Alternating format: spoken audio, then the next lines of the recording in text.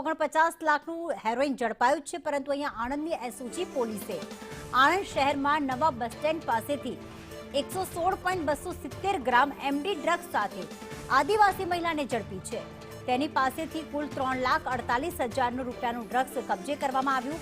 Narcotics act હેઠળ ગુનો દાખલ કરી કાયદેસરની કાર્યવાહી કરવામાં આવી છે।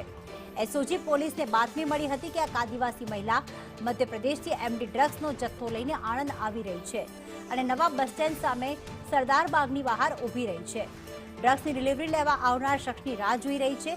જે બાતમીના આધારે એસઓજી પોલીસે નવા બસ સ્ટેન્ડ સામે સરદાર બાગ પાસે પહોંચી જઈ મહિલાને ઝડપી પાડી હતી।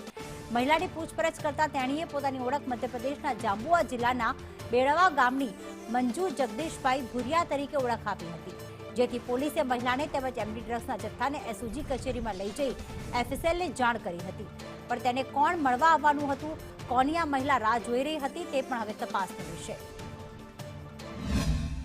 આણંદના નવા બસ સ્ટેન્ડ પાસે બાતમીમાં જણાવેલ મહિલાને કોર્ડન કરીને પકડી લીધેલી।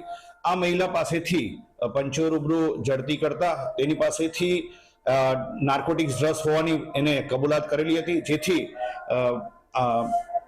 એનડીપીએસ ડ્રગ્સ છે કે કેમ તે બાબતે એફએસએલ અધિકારીને સાથે રાખી તેમજ વજન કાંટાવાળાને સાથે રાખી વજન કરતા આ મહિલા પાસેથી જેનું મહિલાનું નામ મંજુ જગદીશ ભુરિયા રહેવાસી બેડાવા તાલુકો જાંબુઆ એમપીના કબજામાંથી મળી આવેલ એમડી ડ્રગ્સ કુલ 116.270 ગ્રામ, જેની માર્કેટ વેલ્યુ 3,48,810 રૂપિયાનો મુદ્દામાલ મળી આવતા આ બાબતે તેની પાસે કોઈ પણ પાસ પરમિટ નથી, જેથી આ બાબતે એસઓજીમાં ફરજ બજાવતા HR પ્રજાપતિએ નાર્કોટિક્સ એનડીપીએસ એક્ટ હેઠળનો ગુનો રજીસ્ટર કરાવેલો છે।